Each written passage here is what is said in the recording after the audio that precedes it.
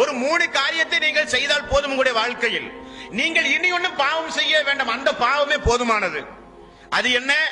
ஒரு முஸ்லிமை திட்டுவது, ஒரு சகோதரனை திட்டுவது, ஒரு சகோதரனை கேவலப்படுத்துவது, ஒரு சகோதரனுடைய குறையை எப்பொழுது பார்த்தாலும் துருவி துருவி ஆராய்வது.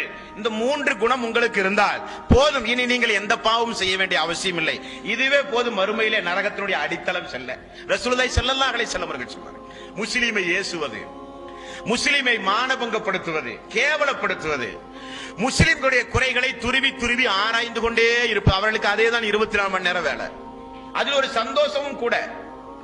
ரசூலுல்லாஹி ஸல்லல்லாஹு அலைஹி வஸல்லம் இதை சொல்லிவிட்டு சொன்னார்கள், யார் ஒருவர் ஒரு சகோதரனுடைய ஒரு சகோதரியுடைய குறைகளை பின்தொடர ஆரம்பிக்கிறார்களோ, வார்த்தையை பாருங்கள், பின்தொடர அவர்கள் ஒரு எட்டு எடுத்து வைத்து ஆரம்பிக்கிறார்களோ, அப்பொழுதே அல்லாஹ் அவனுக்கு பின்னால் ஒரு எட்டு எடுத்து வைத்து அவனை ஆராய ஆரம்பம் செய்கிறான். அல்லாஹ் அவனை பின்தொடர ஆரம்பித்து இறுதியில் அவன் ஒரு இருட்டறையில் இருந்தாலும் சரி, பூட்டிய வீட்டுக்குள் இருந்தாலும் சரி, அல்லாஹ் அவனை வெளிச்சத்தில் கொண்டு வந்து, பூட்டிய வீட்டிலே இருந்து வெளியே கொண்டு வந்து அல்லாஹ் அவனை கேவலப்படுத்தி விடுவான். ரசூலுல்லாஹி ஸல்லல்லாஹு அலைஹி வஸல்லம் அவர்கள் சொன்னார், என்ன காரணம்?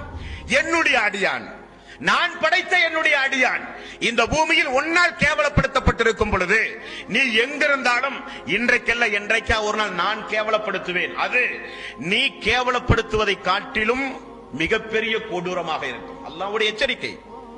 இதையெல்லாம் அந்த மனித சமூகத்திற்கு சொல்லிக் கொடுத்து வளர்த்தார்கள் ரசூலுல்லாஹி ஸல்லல்லாஹு